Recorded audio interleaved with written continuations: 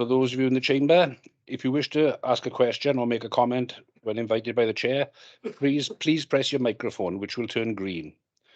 The chair will invite you to speak one at a time. Please wait until your microphone has turned red before beginning.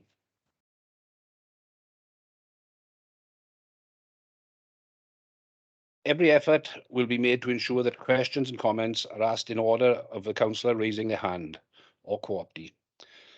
But we ask you to recognise the complexities involved when we are monitoring both the chamber and the online system.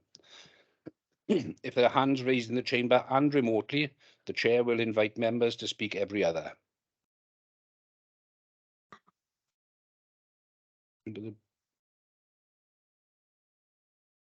It's 4 o'clock. Please can I ask everyone to mute their microphones. Officers and guests, could you also turn off your cameras? You should turn on your camera and microphone when you speak, but please turn them off again afterwards. All councillors must ensure that their cameras remain on. Could I ask Democratic Services to begin the recording, please? Pnawn dda pawb, croeso i'r cyfarfod heddiw.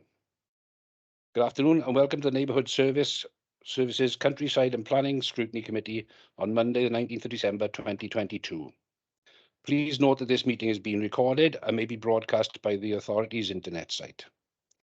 The images and sound recording may also be used for training purposes within the authority.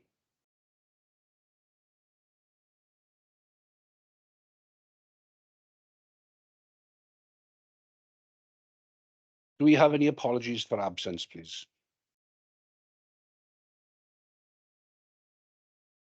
Thank you, Mayor. Do we have any declarations of interest, including whipping declarations? No. Members are reminded of their personal responsibility to declare any personal and prejudicial interest in respect of matters contained in this agenda in accordance with the provisions of the Local Government and Finance Act 1992 relating to Council Tax, the Local Government Act 2000, the Council's Constitution and Members' Code of Conduct. Members are reminded that they must identify the item number and subject matter that their interest relates to and signify the nature of the personal interest, and where members withdraw from a meeting as a consequence of the disclosure of a prejudicial interest, they must notify the chair when they leave. Move on to agenda item 3, scrutiny referrals. We have none. So we'll go straight then into report number 4, performance of the reuse shop. And I'll hand you over to the Cabinet Member, Councillor David Hughes. Thank you, Chair. As we can see, the summary report is found in 1.1. The report highlights the performance of the new lease of life, the reuse shop that officially opened through a partnership arrangement between Newport Waste Savers and the Authority in May 2021. The report illustrates the tonnage of material distributed for the reuse within the community and the financial impacts on the Authority. The Scrutiny Committee is to consider and discuss the information contained in the report. Before I hand over for questions, I'd just like to highlight some things. The Authority has focused its resources for many years towards the Welsh Government recovery targets. The targets have been achieved each year since 2016 to date. The target will remain at 64% until 2024 and 25, when it increases to 70%. In addition, this is the new Welsh Government strategy Beyond Recycling, published in March 2021, outlines guidance for the Authority to focus the attention on higher levels of the waste hierarchy of reducing, reusing and repairing before recycling certain material streams.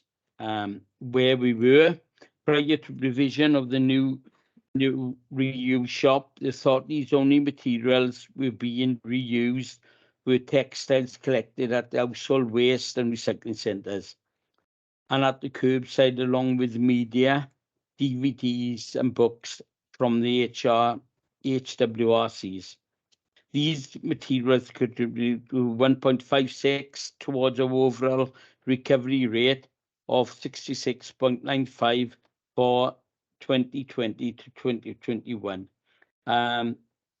Where we are now, the reuse shop opened in April 2021, with the official opening by the Mayor, Councillor Malcolm Coburn, taking place May 2021. I would like to take you to 5.6 there. And I'd like to thank both Councillor Leighton, Councillor Salmon, and Councillor Coburn, who contacted the reuse shop to start its free school uniform scheme.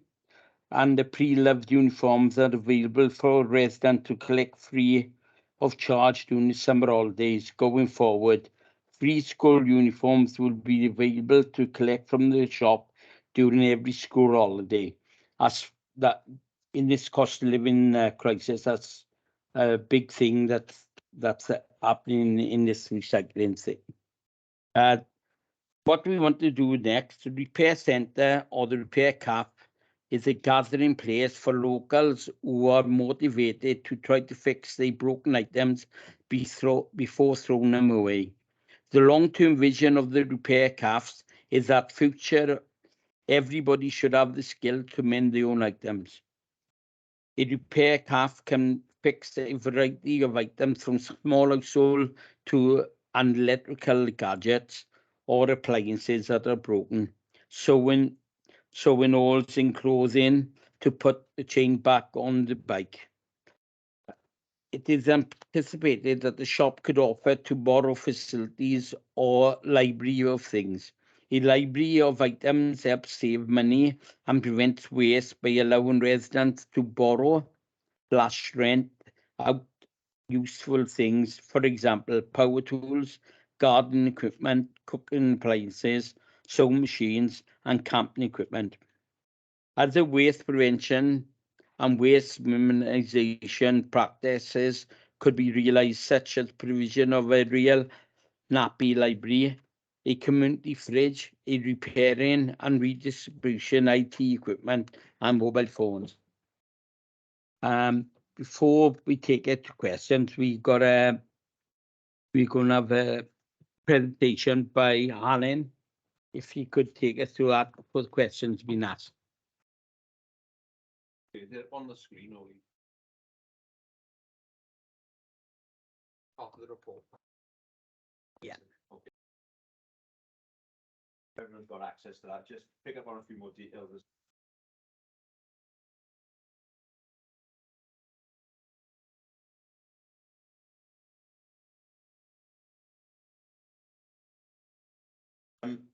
For the first financial year, there was a typo on the original. It's actually 66.5 tons, not 56.5 tons of items that didn't go to landfill. Sorry, tons. And of that, you see there's over 43,000 items that didn't go into landfill. That was just in the first year.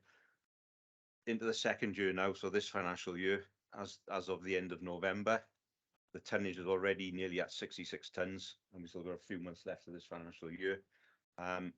Number of items has gone down, but the reason of that is the shop has started doing furniture deliveries, so it's processing larger items now. Weight has gone up, items have gone down, so they vary in the amount of items, especially large items that can be made available, not going into landfill. That's the data. Just an update on the data this year so far. So what's ahead? Circular economy is high up on the agenda of Welsh Government, and they're aiming for 80 reuse and repair hubs throughout Wales. There's already, that's a formal target.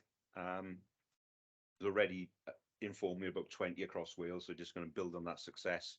They hope to do it the high street bias, and part of the beyond recycling in the public sector to be carbon net zero by 2030. Tough challenge, but that's what they work into. And as part of the circular economy process, Waste Savers, we're on the Welsh Government Practitioners Working Group, so we're advising the policy makers on what is good practice. Part of that policy making decision. There is funding available. People think, oh, it's a new project, they'll spend lots of money. Welsh Government have circled a pot of money, and we are talking millions for whole of Wales. It's a rolling fund that's available up until March 2025. Our process is to be part of that. But we're very big, or Wastesavers are very big on sustainability, just environmental, but financial sustainability. If we take a project on as a new lease of life shop, beyond the funding period, our goal is very much to make it financially viable as well. So there's no minimum cost to the authorities and the partners we work with. The Circular Economy Fund is revenue biased, so it's covering mostly around salaries and running costs, but there is a small amount there for refurbishments. But any major capital projects will have to go through the Homes and Places Fund. And I had a meeting with the Circular Economy Fund manager last week, the Welsh Government, and they said the two are symbiotic, they're working together, it's not separate pots. We put a bid in for whatever project goes ahead, the two pots of money will work together to try and get it done. And the tone and the culture at the minute with the Welsh Government, the Circular Economy Fund is, if the bid is good and it ticks the boxes, we are pushing against an open door to fund it. Okay, so what we're looking to achieve going forward, we're meeting next week with the officers of the council. This is already a reuse hub we run in Newport, so ideally we want to replicate this in Merthyr, on the High Street or Tidville Shopping Centre. So we'd have a shop floor, and this is what generates the income to keep the rest of the project going. Say that would build over 2 to 3 years to make it sustainable. So this is what, again, examples of the shop floor. And in the report, the repair cafe was mentioned. So we have one of these in Newport. We want to do it again in Merthyr, where people come in as volunteer-led, different skills from the community, bike repair, sewing, small electrical items, maybe further down the line some furniture upcycling as well. We have a big IT refurbishment in there. Don't offer this in any of the valleys at the minute, so Merthyr could be the first one. It's an evolution of the centre, and again, it's working with the local authority and other businesses across the borough that capture the IT rather than it going into landfill, and that supports the community as well. As an example, during home learning in Newport, we provided 126 laptops to pupils that were learning. That's the kind of provision that provides as well as low cost IT. And within that then is the community room. There's enough space in Tidville Shopping Centre to do this as well. So we run things like digital inclusion sessions, nappy library. I think every authority in Wales should be aiming for a nappy library. The amount of landfill tonnage that saves is quite remarkable. All these rooms and facilities available in one hub. As a social enterprise or a charity, we work to a triple bottom line. So we're talking about environmental, obviously the tonnage and the carbon savings, social aspect. We have across 10 shops, we have nearly 100 volunteers. Two biggest drivers for those volunteer engagement is social inclusion. It's about the only thing they have in their life, lots of them, or route back to employment. We currently got 50 staff on the charity side of the business, 14 of which came to us as volunteers. So there's a route to employment as well. And obviously economic, it's not just the sustainability of the project, it's providing essential items, sometimes free or low cost. And they've already been referenced in the report, cost of living crisis, we're supporting the issues around that. So we're trying to, what we're doing in Newport now has gone really successful. We want to replicate that in Merthyr as part of the Welsh Government's target of getting 80 repair and reuse hubs across Wales. And that's it. If anyone's got any questions? Open it up to questions to the floor then. First one, Malcolm Colburn, please. Yeah, thank you, Chair. Hi, thanks for that presentation. It's very interesting. Can you just explain a bit more about the nappy library and how that works, please?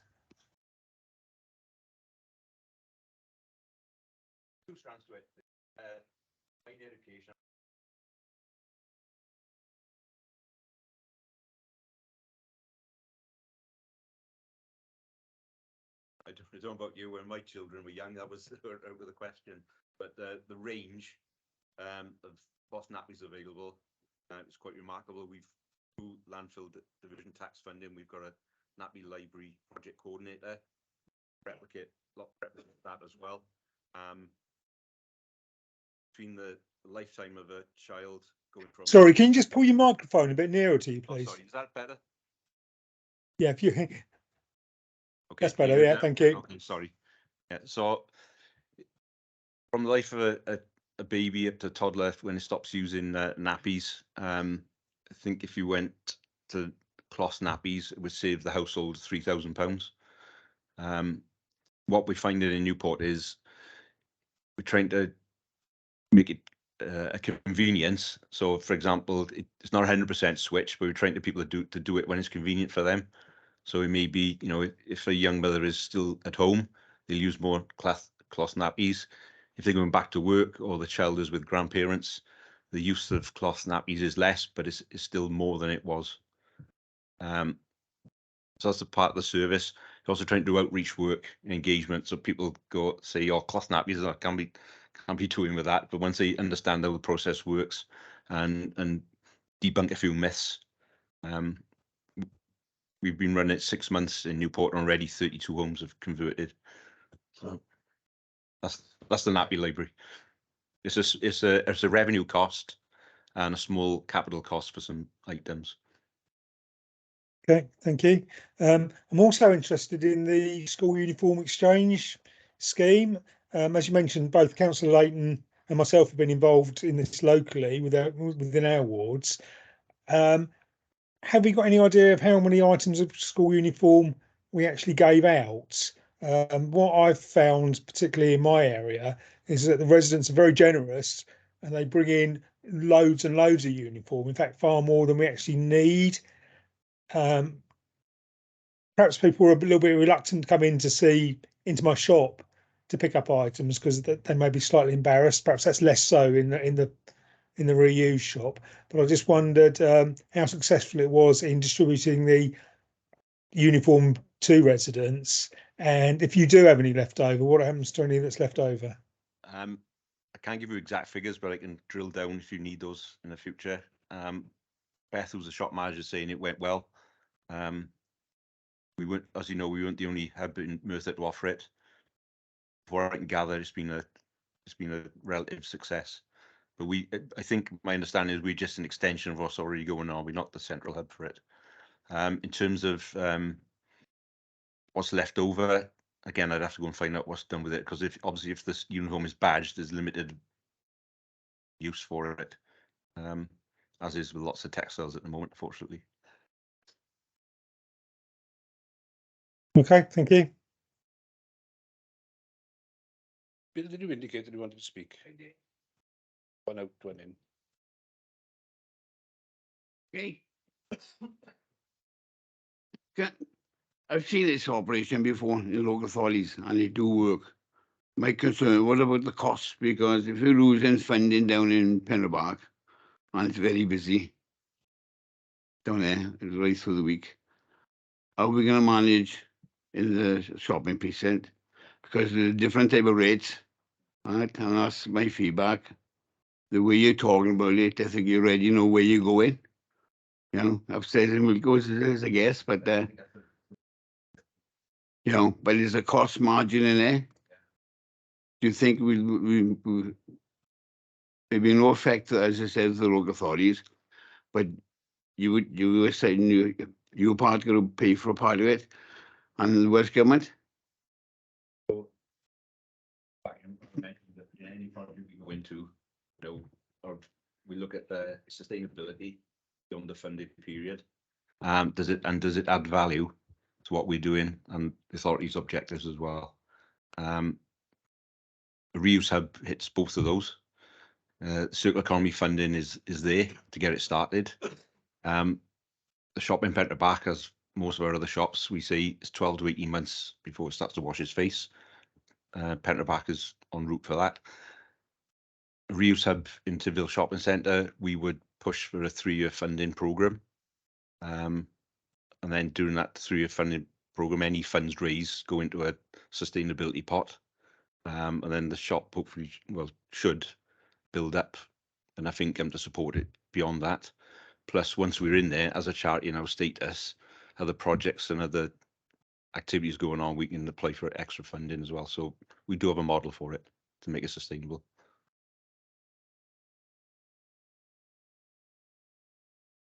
And I'm bringing it back into use. So are we going to get, have we got the qualified persons to show other people what to do? Because it's not as simple as pick a screwdriver, go down and do it. You could have a qualified guy to show them and keep it going. Because you haven't got them in place. You might as well walk away now. Ethos of the repair cafe is education, because even the simplest things like changing a plug is lost on generation without trying to be detrimental to younger people.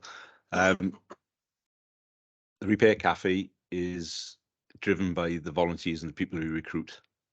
So before we set up a repair cafe, we do a volunteer drive, and we also have a paid staff that will coordinate it all. So if someone turns up with a bike, and we got someone else on a bike repair, then yes, you're right, that wouldn't get done. But so it's based around the people who recruit on volunteers. And the reuse hub is a new entity for the repair cafe, because there's always been pop-up projects. So having a repair cafe in a reuse hub is a fairly new concept as well. For the charity, but for the workers to come in, support us, how to take it forward? Okay.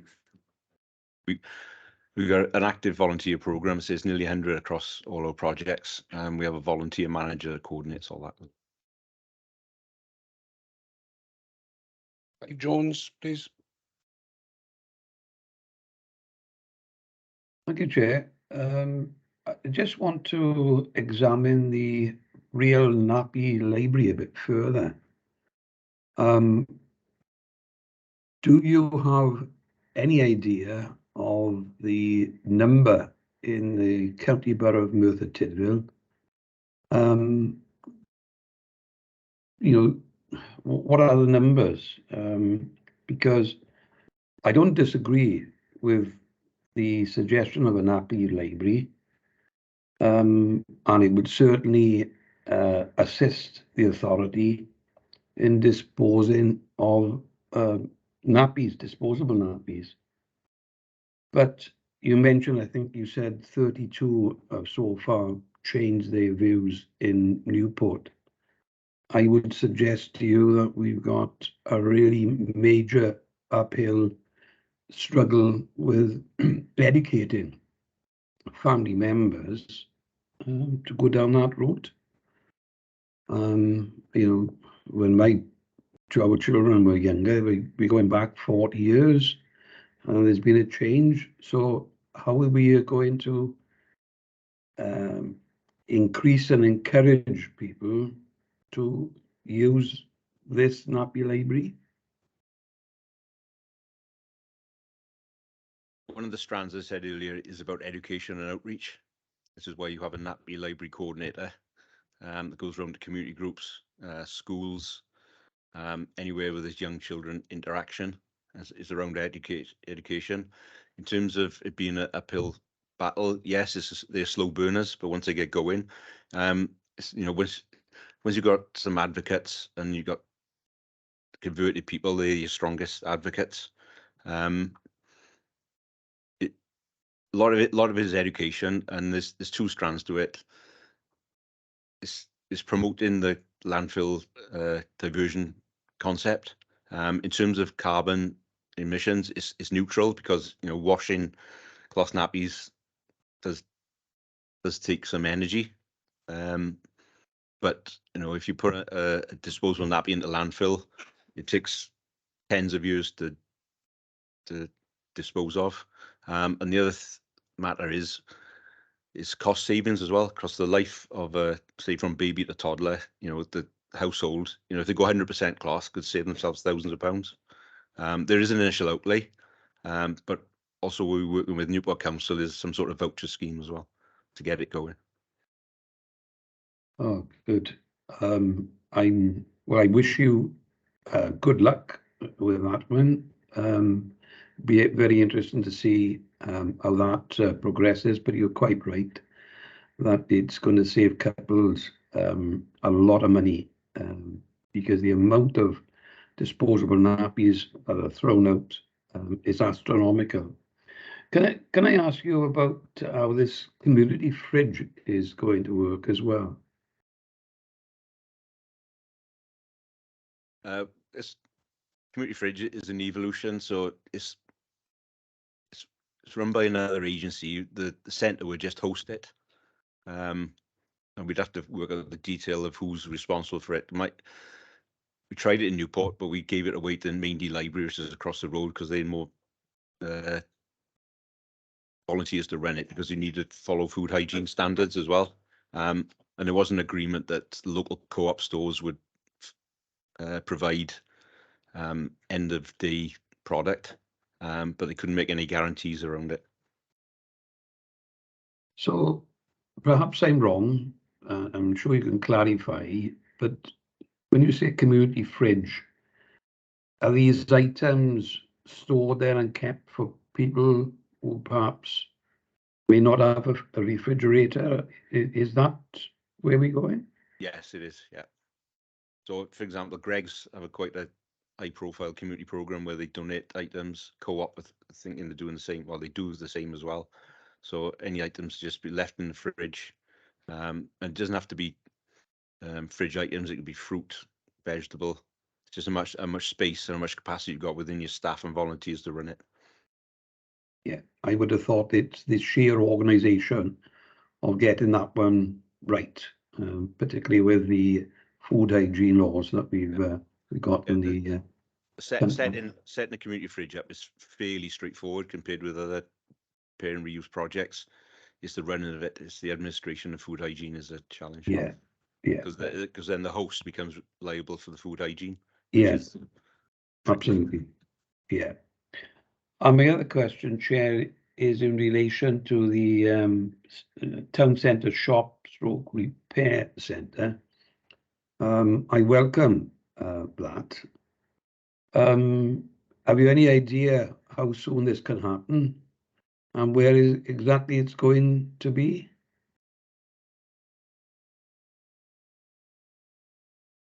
Afternoon, Councillor. No, at the moment, we're still looking at empty properties within the town centre. We haven't picked one in particular yet. We've been to see about 6 or 7, which weren't suitable really. It's a specialist size we want with a rear entrance and enough room for people just to walk in, because if there's old people coming to town on a bus and they bring in a toaster or something with them, then we don't want them. We think that in Penrith Park we're a little bit out of the way for the majority of people. So if we can put it in the town centre, then we'd attract a lot more customers. So we are looking again. We got another meeting on site Wednesday to have a look at another couple of empty properties, but we haven't come to any definite conclusion yet. But obviously, as soon as we do, you'll be the first to know. Yeah. So we're not very far away from that at all at the moment. No, like I say, we've looked at about 6 or 7 altogether. We've narrowed it down to 2. We have probably 2 at the moment. And yes, you're right. You know, the Wilkinson's building is one of them. But it's who've ever been in there, when it's empty, it's absolutely huge. We're going to have another look at that again on Wednesday, just to either rule it in or rule it out. But like I say, as soon as we find a property which is suitable, then obviously you'll be the first to know.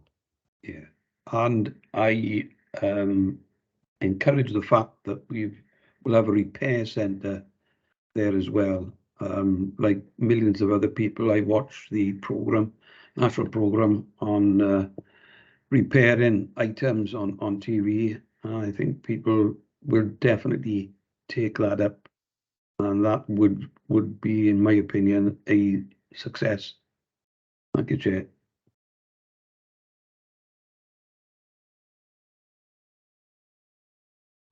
Philip Starr, please.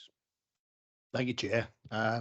Just first of all, an observation. I'd like to thank Neil for giving us the opportunity to visit the new Lisa Life shop, which we went down to last week, and we were hosted by Steve, who gave us a lot of information. It was a very enjoyable and informative experience, and I certainly with you with regard to that, Paul, the fact that it's tucked away in Pentrabach, it doesn't have the the obvious curb appeal that somewhere in the town centre would have. So I think the footfall would increase enormously, and you know, its profile would be increased enormously. So I thoroughly support that move. Also, just one question: is there an easily accessible list of items that can and can't be taken to a reuse centre of this kind? Yeah, so we follow trading standards and our own ISO policies and procedures as well. The list of what we can't accept is quite short. There's not a lot we don't accept. So we're talking around things like crash helmets, toys without CE marks, furniture without fire labels, all the stuff that falls in the regulations that we can't accept. Like that list. No, not at the moment, but we can't make it. We can put Because it in the shops. when we were down there last week, there were 2 people turned up at the centre whose potential donations couldn't be accepted because they weren't aware of those kinds of barriers to donation. So I think if there was that kind of information was readily available either online or through a paper campaign, that would save both potential donors and potential users time on their journeys. And Yeah. Okay, thanks.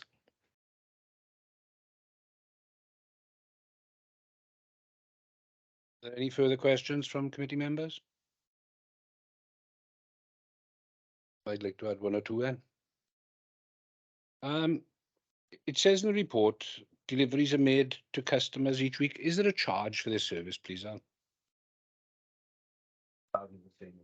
Charge for bulky waste, bulky collections. The repair shop, will there be a charge for people who are using the repair shop? It's a free service, but public can make a donation if they wish.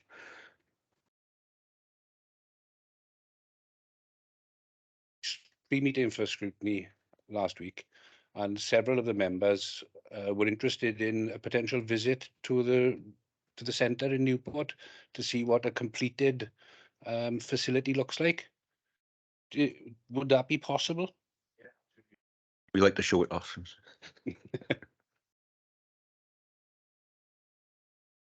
Someone can liaise with Alan to get that arranged and see how many of the committee members would or. And David, I don't know if you've been down to see these.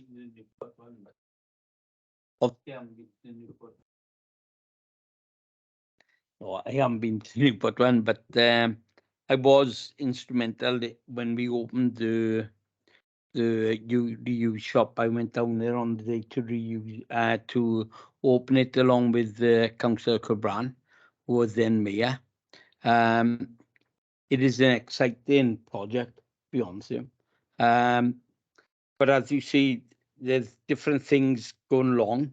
In Merthyr ourselves, we have food pantries, so maybe the fridge idea wouldn't work well in Merthyr because there's already 4 or 5 food pantries which do the similar thing to the fridge item. They get end-of-life food where they sell on at a reduced cost to people who are in difficulties. So I think that's one of the things that we look at. But as you said, I met with Alan at the opening, and to be honest with you, if you go down there every day, I've been down there, and I've been down there quite a few times with Beth, speaking to Beth and the staff.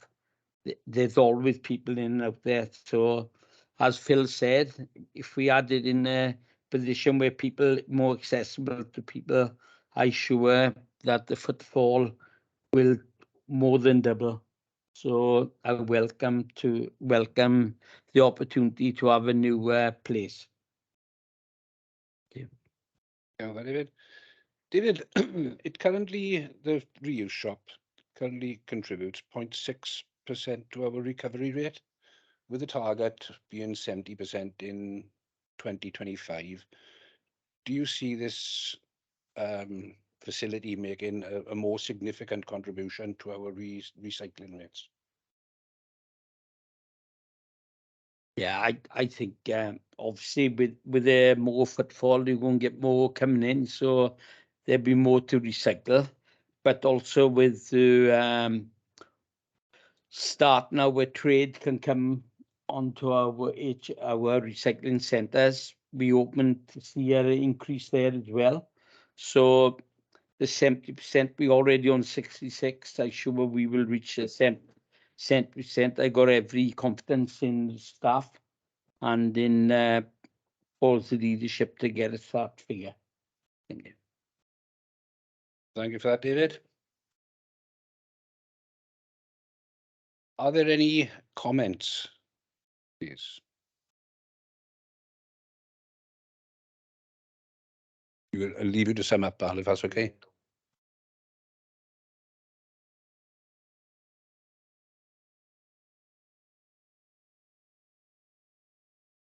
Then I will move it over to Alan. Just to pick up on the recycling rates, if I can give an example of one of our older shops, it's not a repair centre, but it's just a shop. They do about 13 to 14 tons a month on landfill diversion. So if you think Pentrabac is only what, by the time you take COVID out the equation, probably running for 18 months. And this other shop, which is Llantrisant, has been 5.5 years. So there's a difference. And for the Welsh Government are pushing through repair and reuse hubs, it's not just the reuse and repair tonnages and data, it's also well-being and social inclusion and providing for the cost of the living crisis. So it covers a lot of Future Generation Act points as well.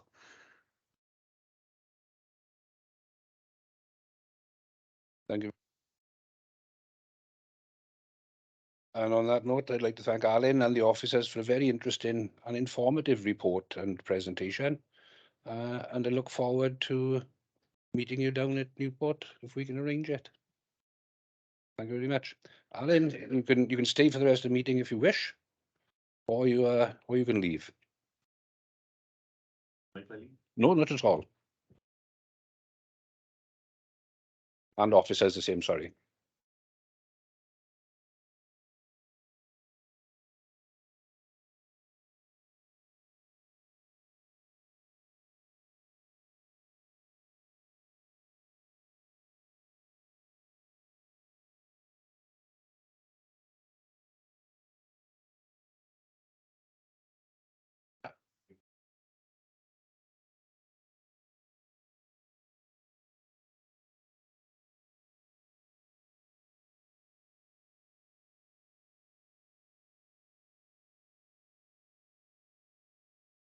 Move on to item number 5, the performance report for street cleansing. And again, I pass you on to Councillor David Hughes. Thank you, Chair. The performance report and street cleansing, summary report to update Scrutiny Committee on the current situation in street cleansing and to report on performance and complaints received.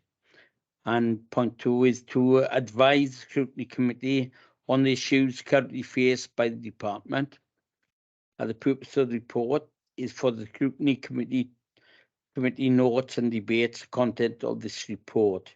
I take you through some of the highlights on the report. It's the quality of the local environment is important to the community. Local environmental qualities include how places look and are perceived, how safe and how happy people feel about living in the area, and how attractive areas for residents, visitors, business, and also attracting new business and investors. An environment is blighted by fly tipping, and it impacts not only our long-term health and well-being, but also our ability to grow our economy. It can affect both tourism and inward investment potential for the area, as well as the value of its properties.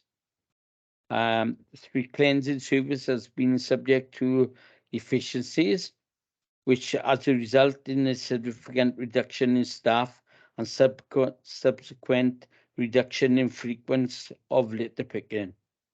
In 2014, 2015, 6 staff were released. And in 2015, 2016, a further 5 staff were released, plus 3 sweepers. So in total, that was 11 staff in them 2 years. Prior to the efficiencies being carried out, the streets within the county borough were lit the picked weekly. It is now undertaken every 10 working days, and the potential longer if needles, leaf removal, graffiti removal, or collection of dead animals, along with dog fouling reports, are received as these clearance is prioritised. If you have a look in where we were in 2.4, we were ranked 8th in Wales, and no other data have been submitted due to the pandemic. Litter complaints, as you can see, from 2017 of 108 to we got 367 euro on this report, but on another part it shows a different reading. But if we say 367, needle complaints, which as you can see have gone down, which is good news. Dog fouling complaints have gone up. The reason we say that the litter complaints have gone up is because of it's primarily due to the reporting page which has been introduced, and the new technical officer referring all calls and emails to this page, whereas the officers would answer the phone calls before that. This page now captures most issues and complaints for various sectors. Current data, all Wales, as I said, performance, we were 8th, but as I said, that we haven't got any new performance data since the pandemic. Headline results for Keep Wales Tidy. Dog fouling was recorded on 6.5% of the streets.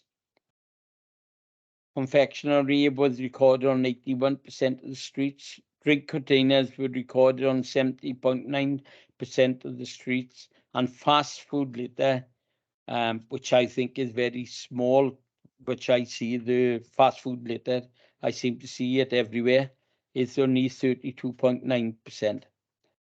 Most common litter used facing Mustardville at its presence of smoke and related litter, predominantly cigarette ends, and I have witnessed this myself. This litter is encountered on 96.2% of the streets surveyed. Right, a cigarette litter campaign was carried out in Mercer Town Centre and supported by the report in Appendix 1. The total, then we go to the current issues. Total amount of bins across the county borough council is currently at 380 and increasing. The amount of litter bins are 223 and the amount of dog waste bins are 157. All the new bins installations are now recycling go bins, whilst litter pickers express concerns that these bins are not used correctly. They are capturing recycling due to the segregating and the waste at source. Staff within the current cleansing structure also collects needle sticks, clear dogs fouling, pick up dead animals, remove leaves and remove graffiti. A deep cleansing team within the street cleansing unit removes weeds, clear alleys, paths, and the team is responsive to local environmental quality, the LEQ projects. Trunk road cleansing duties, council's requests, leaf removal and all other requirements as deemed appropriate. The funding for this team expires in December 2022. There is no cover in cleansing for holidays and sickness, as this was removed from the budget as part of the efficiencies in 2015. Leaf removal was also a major impact on the cleansing department during autumn and winter period. This needs to be done to ensure that the drains are not blocked. And where we want to be, we want to maintain high standard and upskill staff. All charge hands have recently undertaken ICT training, and members of staff has passed and a member of staff has passed his HGV test. We want to improve the working relationships within sections within neighbourhood services and the wider departments. Enforcement is regarded enforcement regarding waste and litter needs to be controlled and managed. It is hoped that there will be additional officers allocated from the SPF grant money to patrol town centre, and the county borough boards educated in enforcing the Environmental Protection Act 1990. What we need to do next is 100% cleanliness index targeted. Realistically, this is impossible to predict. The streets generate for scoring are randomly extracted from the street gazette, whatever it is, and the litter occurs frequently. However, the worst littered areas throughout the county borough have been prioritised, and through the amount of litter allocated, have become hotspots which are visited at a more regular basis. And so I open it up for questions.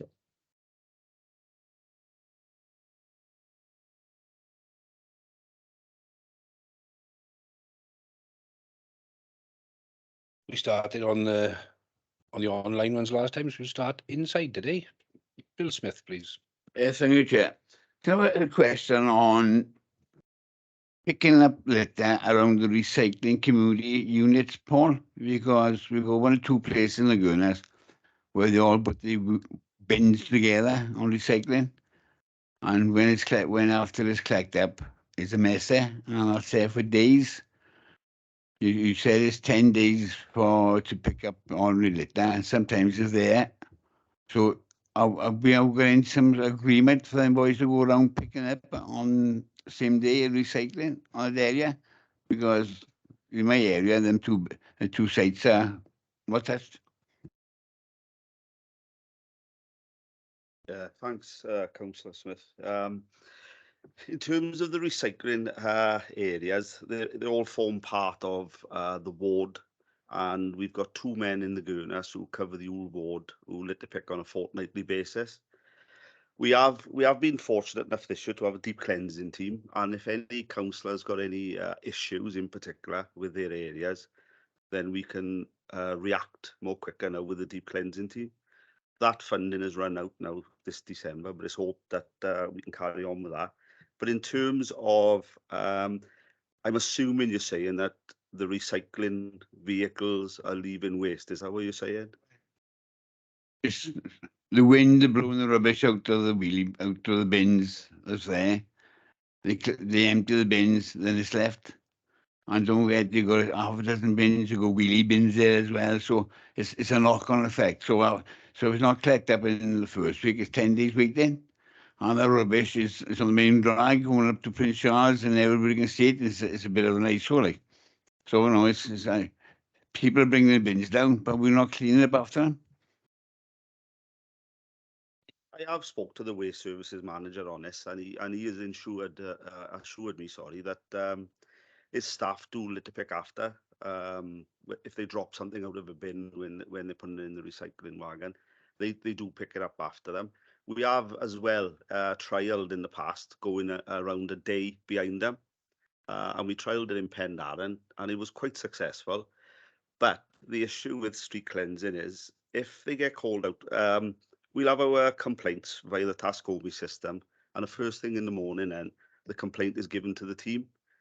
So dependent on what the complaint is, i.e. a dead animal needs to go to the vets to be scanned, or if there's graffiti that needs to be removed somewhere else, or if there's any other thing that have come through on the complaints, that could take up to 2 hours of the day. first thing in the morning. So we're not able then to guarantee that we can follow waste recycling vehicles because they've lost 2 hours of a particular day, and that accumulates throughout the week. That policy. Yeah, If you've got half a dozen bins there and half a dozen wheelie bins all there, and they're emptied, rubbish is there, it's a 10 days cleanup. So that rubbish is there, it's not moved, it's there. All council wheelie bins, and then the tenants, the residents come down, pick up the bins and the other bins that they got to recycling and take them back home. That's the only way we can put the bins there. If you can email me and let me know where these bins are, we can inspect them. Top end, but on the way to Prince Charles, you can't miss them.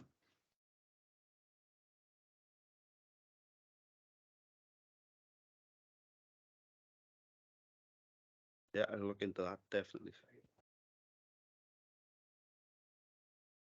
Not sure of the order, but I think it was Councillor Malcolm Colburn next.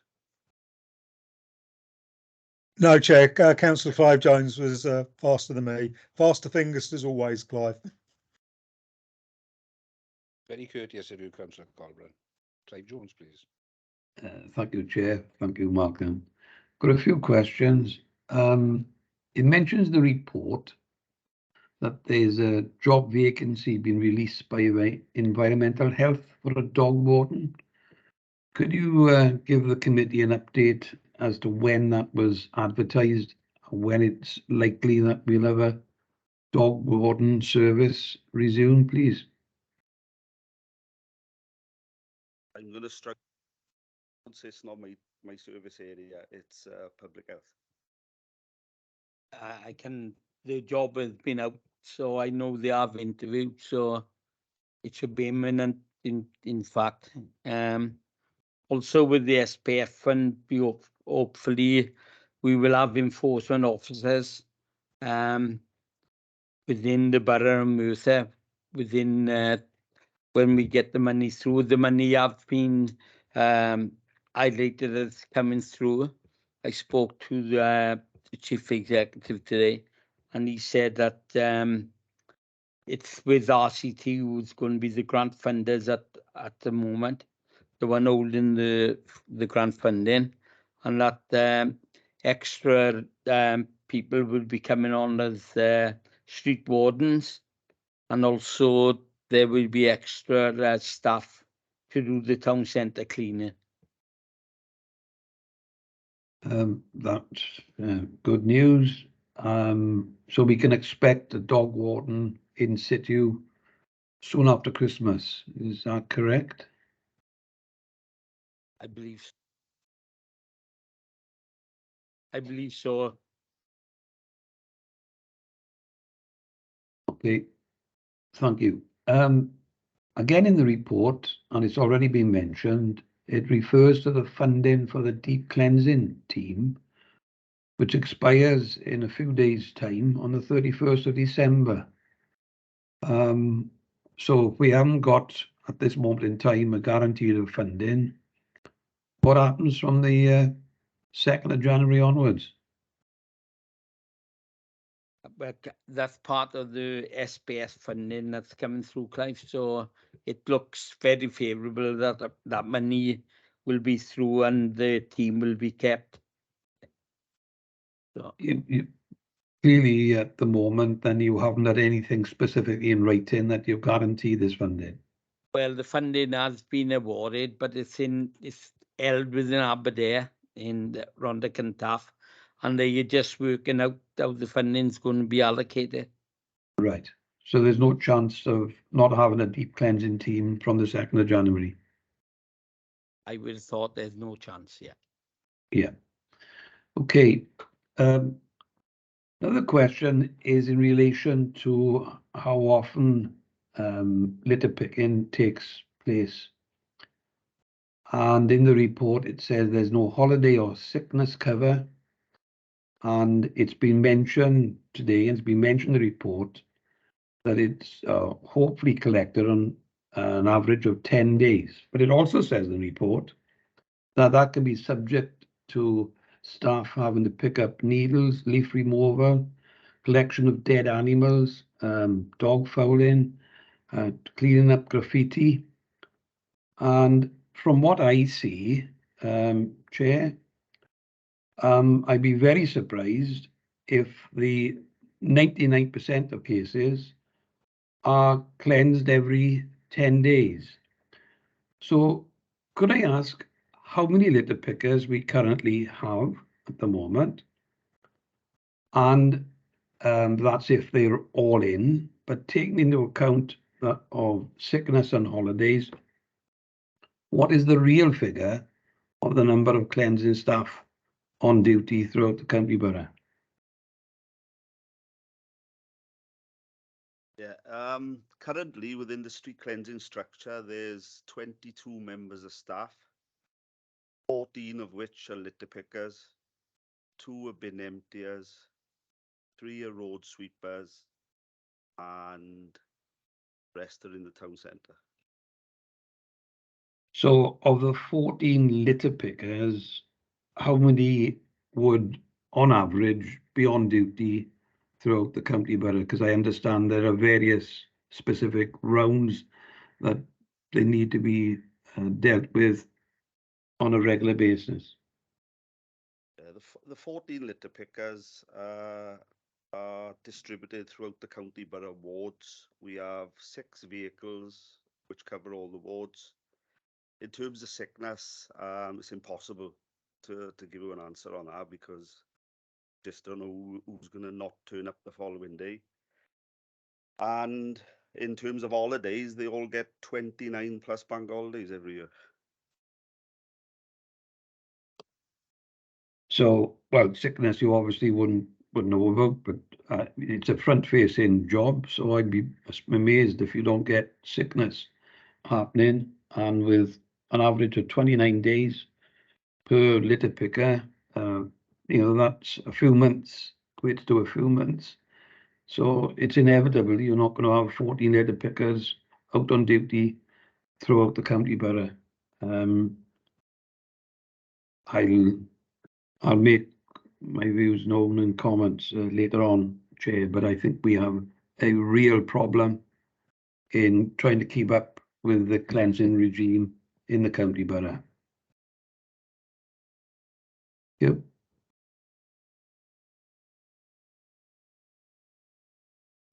Councillor Colbrand now then, please. Yeah, thank you, Chair.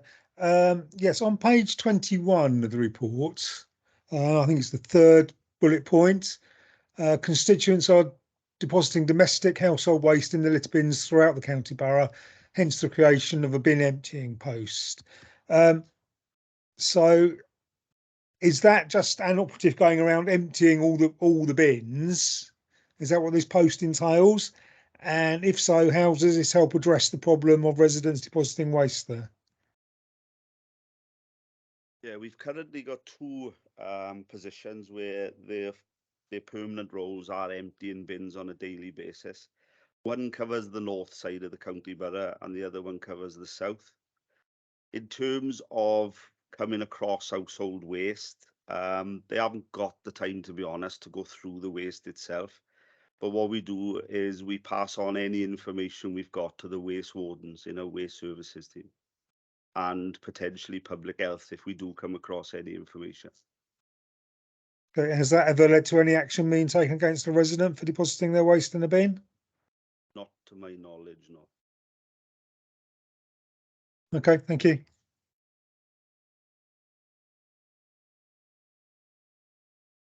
Councillor Leighton, please. Thank you, Chair. Just quickly, on page 22, 7.2, 7.3, it talks a lot about the community groups litter picking. Is that the way going forward that's what we're looking to do? Because I know there's quite a lot of groups out at the moment.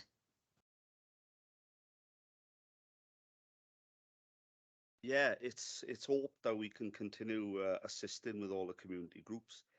Currently, we do quite a lot of work with a number of groups, from actually picking all their waste that they've collected on weekends up on a Monday morning, That's going really well because most of the groups now segregate that source.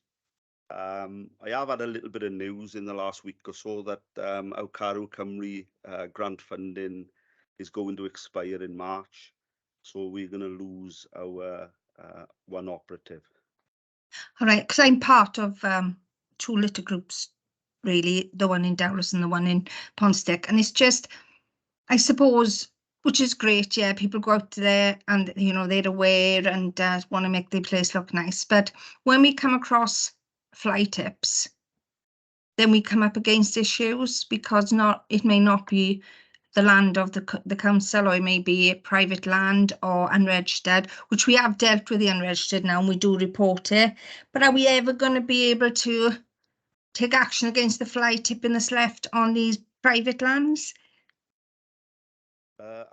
Again, unfortunately, I can't really comment because fly tipping doesn't come under street cleansing anymore. It comes under Right. public health.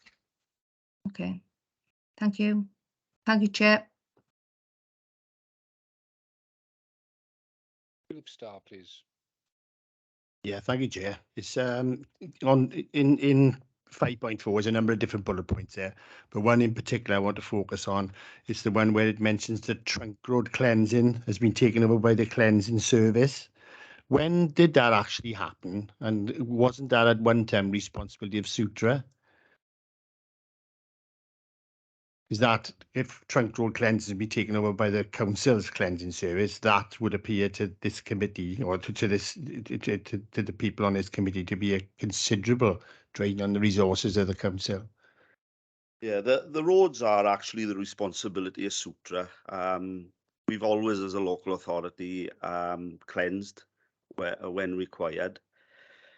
What the current position is, Sutra, via their grant with Neath Port Talbot Council, do one full sweep of all the trunk roads in Merthyr during the summertime.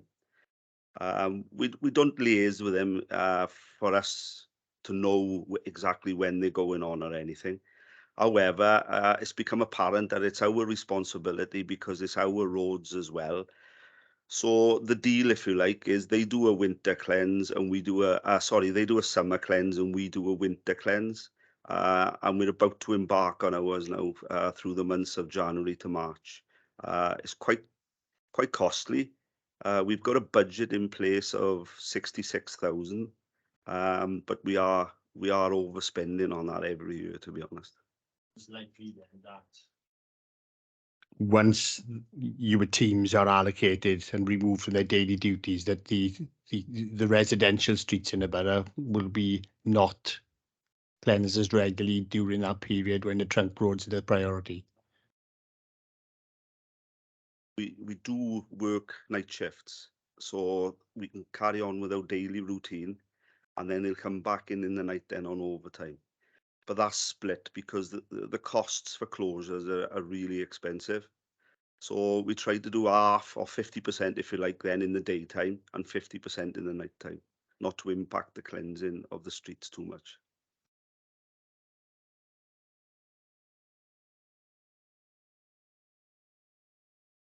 Does anyone else have any further questions in the committee? I've got one or two.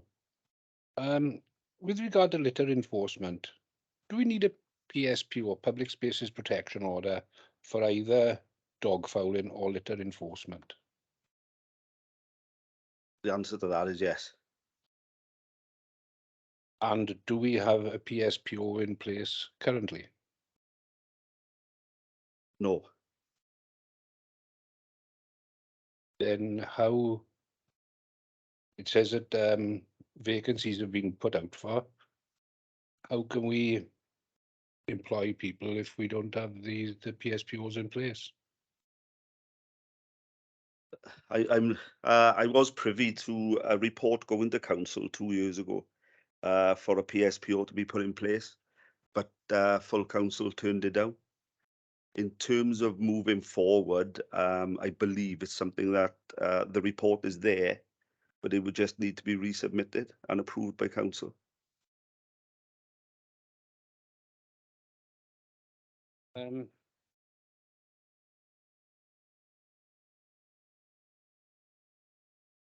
Under one of the bullet points in section 5, the cleansing service area has already benefited from Kickstart employees working for a period of 6 months. However, this funding is due to expire. Are there any other schemes or funding in the pipeline to replace this? Not that I'm aware of. However, talks are ongoing regarding the SPF funding, and we're hoping that we'll have a number of positions available in street cleansing soon.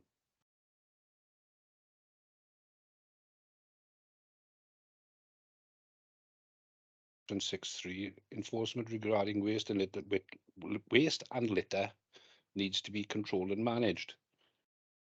It's concerning for me that the letter at the very end of the report from, I think it's Mark Davis, I can't remember. He gets a response from Environment and Health who say my team are not responsible for enforcing littering enforcement. So the person that was doing the job previously has been subsumed into environmental health. So are we saying now that nobody does that job? Or we don't know? Obviously, it's not your department. I don't really know the answer to that. I'd be guessing if I tried to answer it. I don't believe there's anybody in public health at this moment who are enforcing any littering. And I personally find that concerning. That's it regarding questions. Any last chance to ask any questions, anyone? Councillor Clive Jones.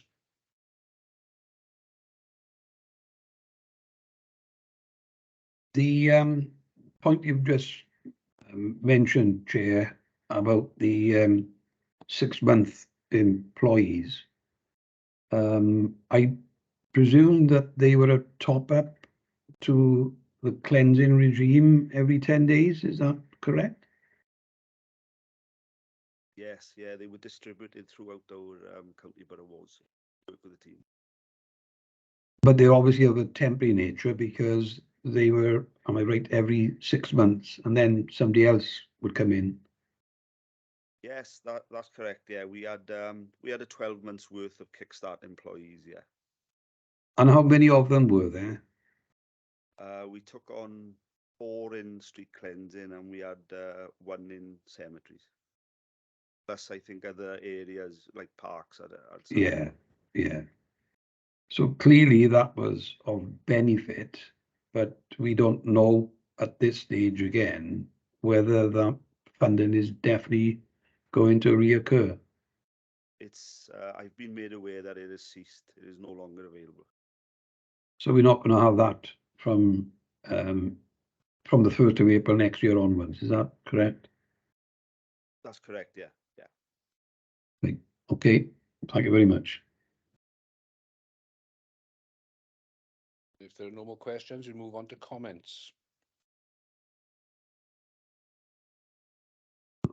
Do you have any comments? Yes. Yes, Chair. Yeah.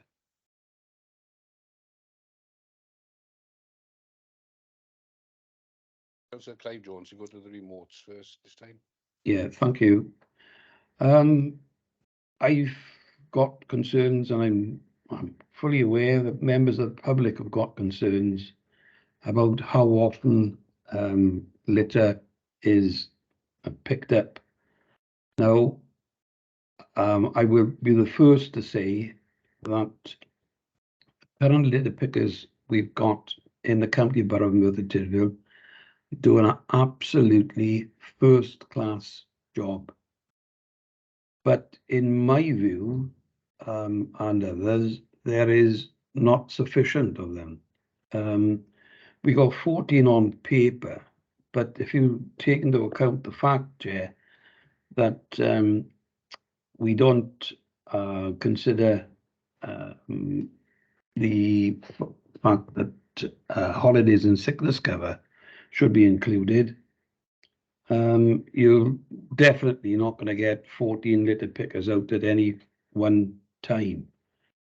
And then you throw into the mix the fact that they have pulled off to cover for needle collection, leaf removal, collection of dead animals, other duties of dog fouling and graffiti. And clearly you're going to have less people out there. Now, I'm a creature of regular habits. I drive on the same roads, particularly, for example, back and forth to town, and I can tell you when the litter was dropped and usually when it's collected. And I don't think on average it's every 10 days, because they can't do the impossible if they're trying to cover all of this with what is in fact insufficient litter pickers. So if we don't get the kickstart and that stopped, we're in for a lot more litter lying around, particularly from what I see of it, the food containers.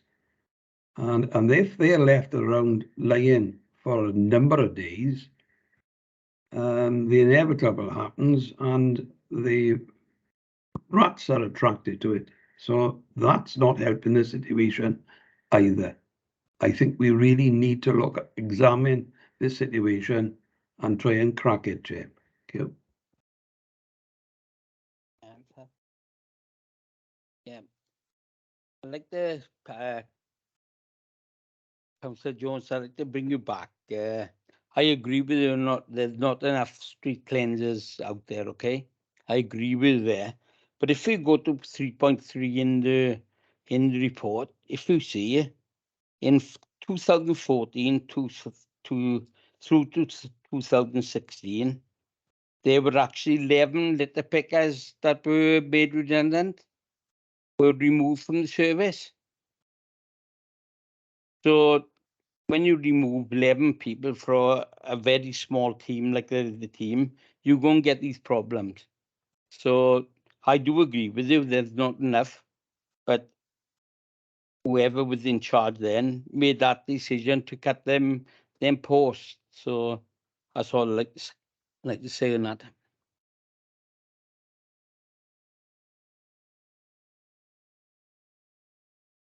Just as a comeback on that, I was actually on the cabinet when this happened, and they were very difficult times that we needed to do certain things, and unfortunately, this was part of it. Since 2017, the settlements have been much better, and I just wonder if they could have been replaced in that time with much more positive settlements. See, that's my comment to that one. Councillor Bill Smith, please. I read this report and I listened to people making comments, picking up 10 days collecting the rubbish all over the place. First of all, I don't know why the decision was made between fly tipping and litter picking. Why was that split up?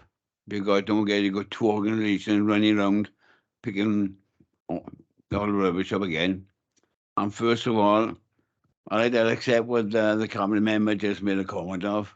But when you've got a massive cutback and over the last couple of years when more income in to run the council, things should look better at this organisation or department, because it's a mess. Right? You're going to put all the writing down and go back 10 days pick up what they're doing. I got recycling day tomorrow, right? And I just left the house now this afternoon. And goodness road up there, right, it's complete sham. The wind is howling, plastic bags all over the place, bins all over the place. So come tomorrow now, I'll be on to blow the Paul and say, get a team up there. And he's not going to do it. Yeah, I'm going to the men. And people got to put up with this.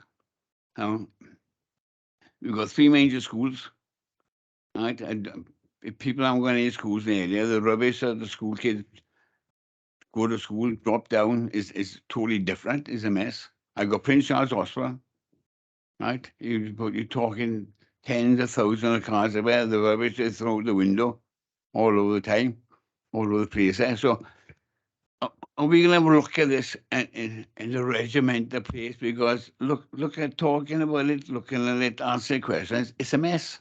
It's a totally mess. And I'll be honest, where we go about, it's a mess all the time. Are we going to sit down and talk about it? Can we change certain things, do certain things better? Because we just rubbing off our ways. We're not getting nowhere fast. We just are, and it's not going to work. No, I mean, like years now, we've been talking about this.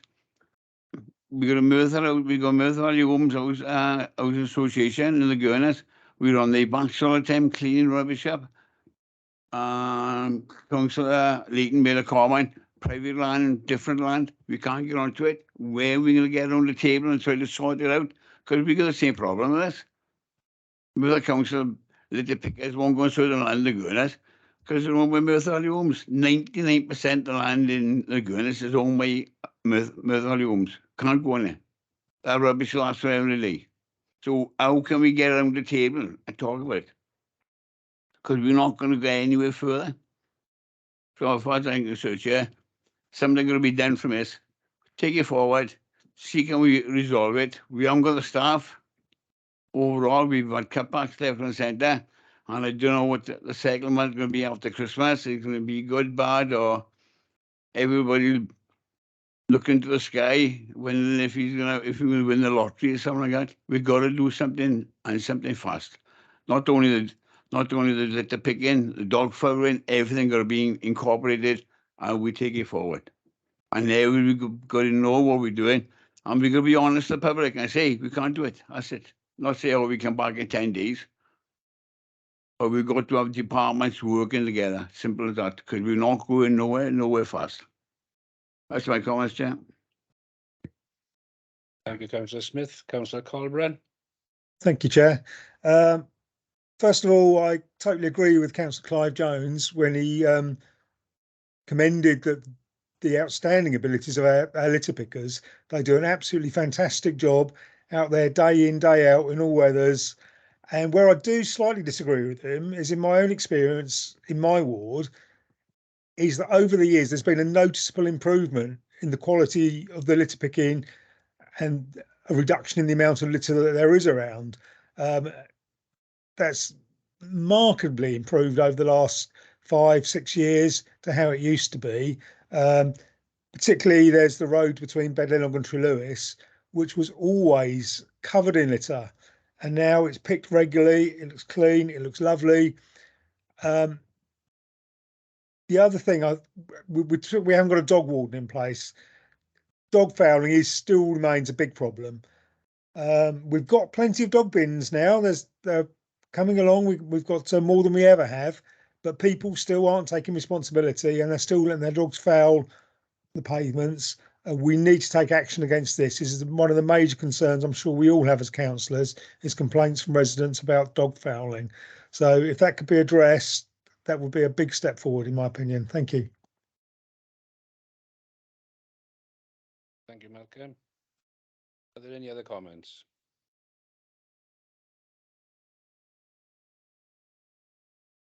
In that case, close the report. Thank you very much.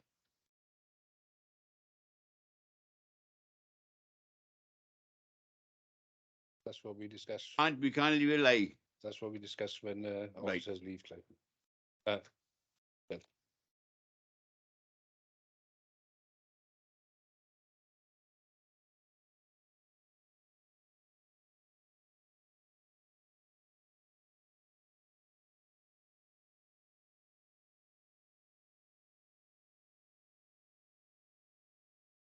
sorry, I'd like to thank everyone for the report and for your attendance today. My apologies.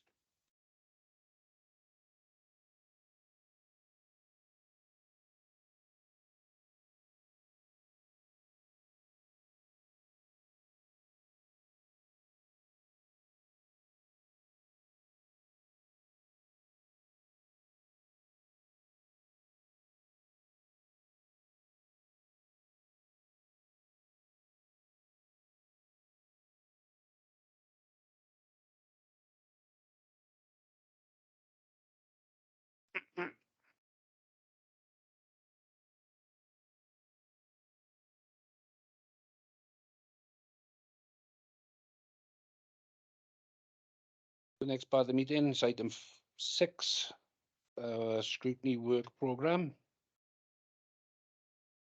And nobody was looking. You just know.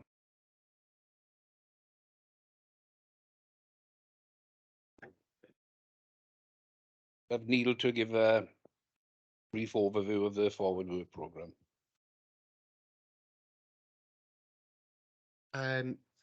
Yes, standard report that comes through. There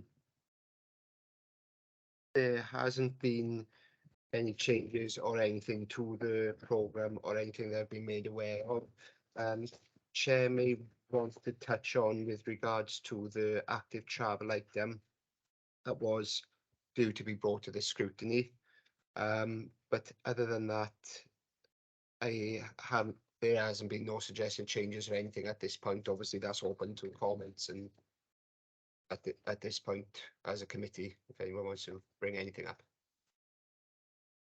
Yeah, the active travel report wasn't ready, and will be coming back to us as soon as it is ready, and where we see it being in the big scheme of things.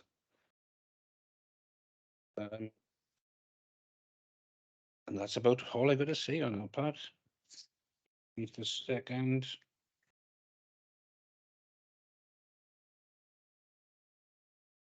Come to report recommendations. And we move now to where you came in, Bill, about what are we going to do about. Certainly, Bill. Right. Are we gonna spare gap there on you? Because what happened one day last week, somebody tried to phone the town hall, trying to get a department, and they didn't have any numbers in the call center. This is what they told the guys, right? On the other side, he said the only way you can get. I tell the story that happened. The guy was coming up from on the Tough Trail down in Edwardsville to quick as that to Edwardsville on the lobbing trees. Cherry picker broke down. He was stuck behind it. Couldn't go anywhere because he was going home. He phoned the town hall. He asked them what's happening. The call center. The call center said we'll get in touch, but he said you can only get in touch on your laptop and send him an email address. And he said I'm in the car. Can't do it. So we phoned another council out of the valley and did the same problem. So I'm looking at why there's no phone numbers in certain areas for us to talk to officers. Because if we can't talk to officers, we can't get the job done. So that's why I'm brilliant. Some sort of report, because most of the phone numbers that we deal with, right, it affects this department. You know, the picking, dog fouling, highways, all that. So I just wonder if it's a time scale. What is the procedure with the phone numbers? Do the phone numbers are there? Do people phone out? Can they phone in? Can a call centre phone in and give the phone numbers out? So the guy came in Friday night. He's a bit uptight, but that, he resolved it at the end on a Friday afternoon. I was all sorted out. Or Thursday afternoon, I was sorry. I was sorted out. But he was annoyed that he couldn't get a phone number to talk to some officer about the cherry picker breakdown.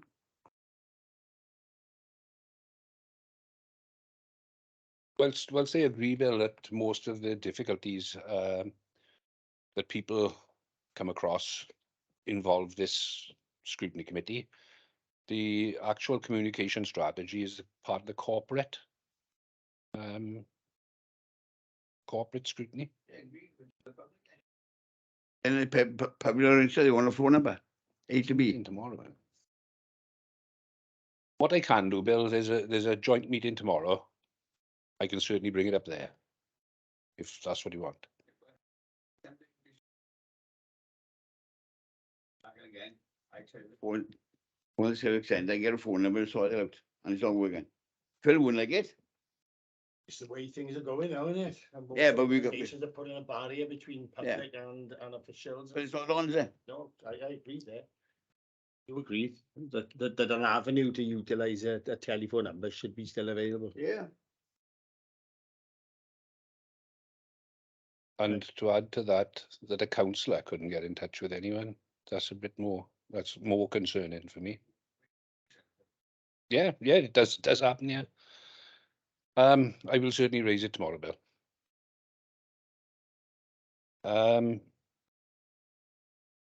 Come back now to item 7, report recommendations. I believe Clive wanted to come in, Chair. Sorry. Oh, sorry, my apologies. Yes, thank you, Jeremy. I just want to reiterate what Councillor Smith has just referred to, because the other part of that book is the fact that, it was only in the last week in October that the Civic Centre was open to the public.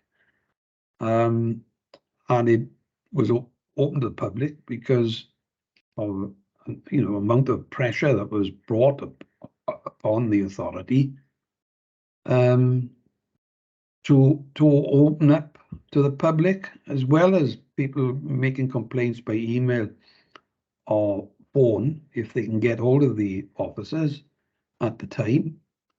Complaints need to be made if people can't use the email system, etc. And there are people out there to go into the Civic Centre. Now, the issue there is what happens to all of them there? Because I've heard of instances where they've gone in and then they've been advised to go and ring that up, go back home to ring the officer. So there's all sorts of issues that need to be resolved. And particularly as councillors, we need to be going back to the time before the pandemic when we had quite easy access to officers and issues within the authority. And post-pandemic, that doesn't seem to be happening all the time. Thank you. Clive.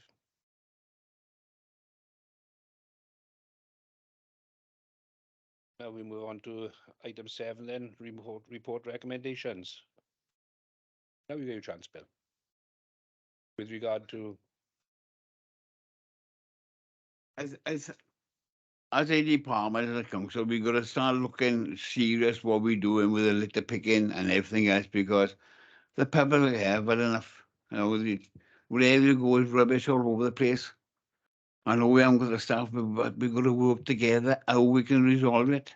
It's not going to go away. It won't go away forever, but we've got to work together to try to resolve it in a better way. You can't have departments fighting against each other and say, oh, it's not ours because we changed this now and we're doing something else. That don't work. We can't have landlords and landowners saying you can't go on my land to remove the rubbish.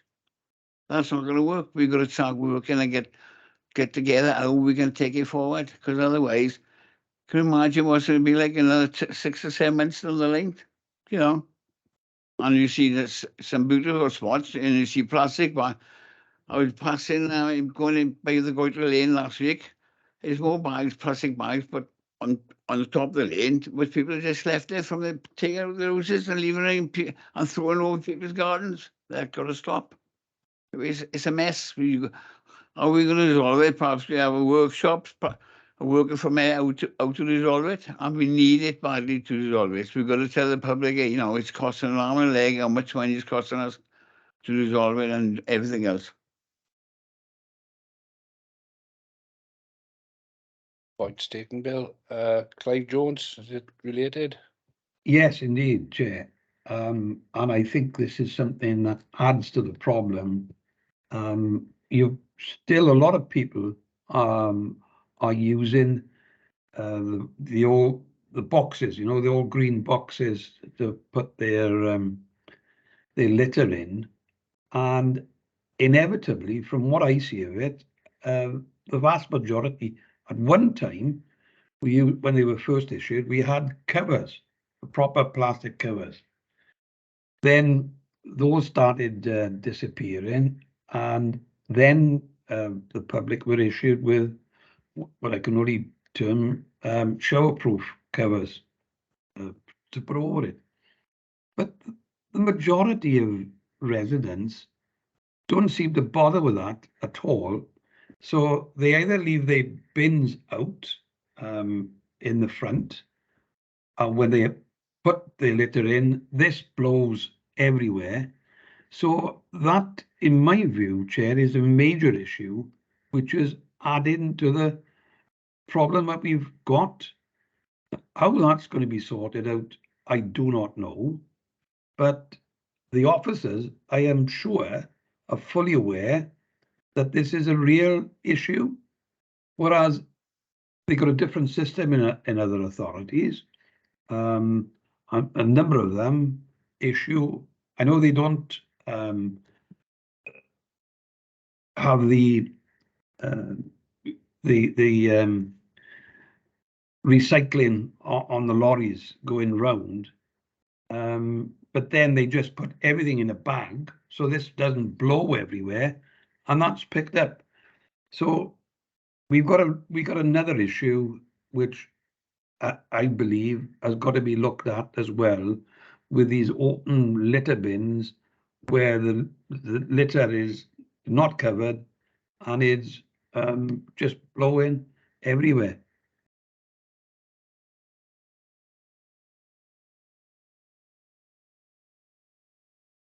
Yeah, thank you, Clive. What do the committee members think about having an interdepartmental workshop? Chief answers, can you go through Sorry, I didn't hear you then. that again?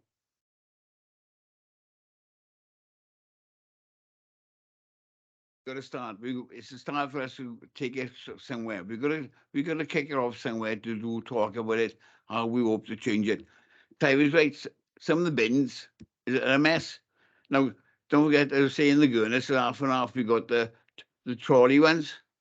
So that's all right. Some areas we got the bins, but we got the window bin now, right? Them bins are empty because all the paper's out all over the roads. You know, so do we go back to the plastic bags?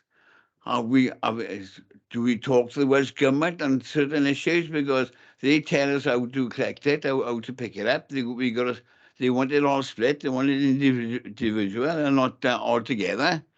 Mass pickup. So we got to sit down and talk about it.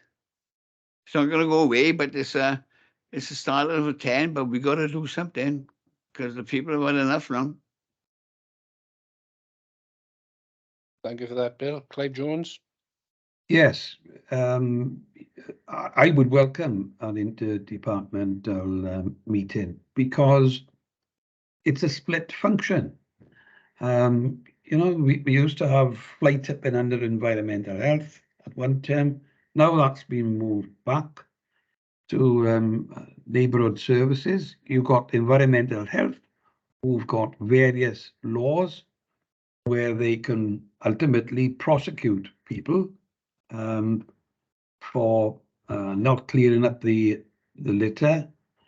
And then we've got this huge problem, which has been there for years, and it's the most frustrating in the world, where litter inevitably is blown onto or thrown onto private land.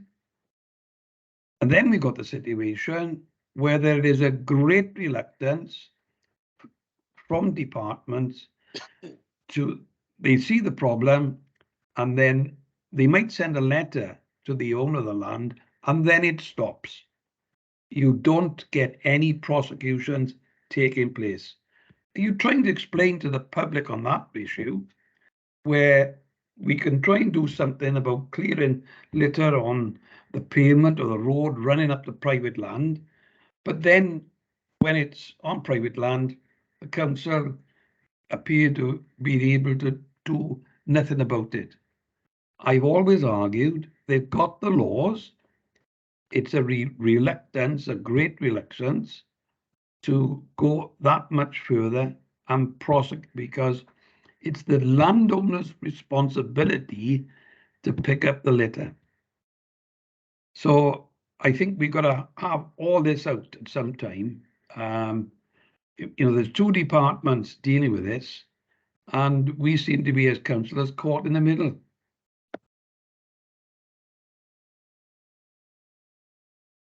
Philip Starr, please. We're alternating between remote and.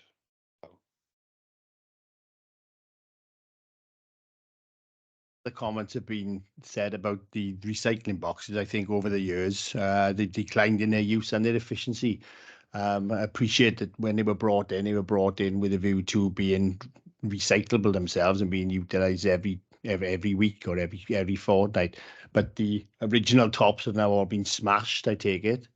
The showerproof covers aren't particularly showerproof, and they certainly don't withstand some heavy heavy winds. They don't do that.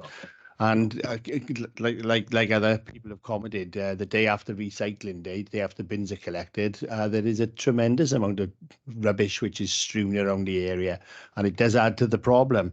It's just an interesting point which Bill made. If recycling boxes are no longer viable to the extent that it was hoped that they would be when they were first brought in, community groups like the one that I'm involved in, we do quite a lot of picking up in the sort of Fugeric, sort of Guestly Dig area. We only use red bags and blue bags. Blue bags for plastic, blue bags for cans, everything else goes into the red bag. So the recycling issue of separating into glass and into cardboard, while I appreciate that is good at source with households, when we actually litter pick streets from a volunteer point of view, we don't make that separation. Now, is that something which we could consider to go back to using quite strong? The red bags are very strong, actually, using red bags and blue bags. At least they then could be tied. At least they then could be secure, and that may well go some way to stopping the weather from distributing the litter from the open bins that we're using at the moment. It does seem that regulation, that expectation on community groups is not fully conversant with how households are supposed to separate their litter.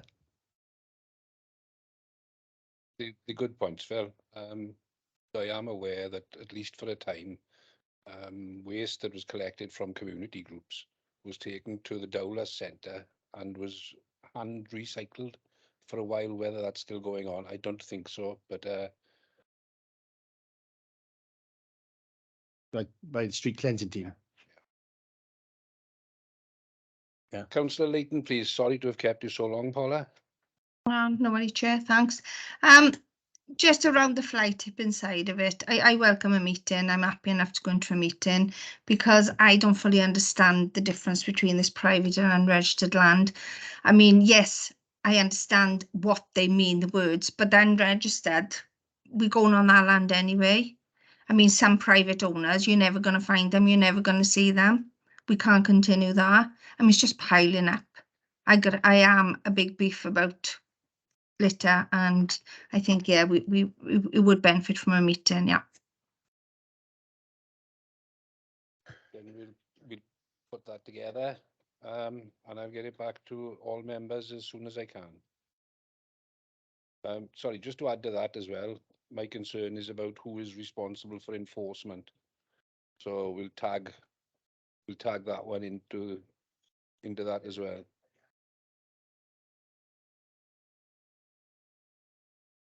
So if everyone's happy with that, Neil and myself will get that sorted.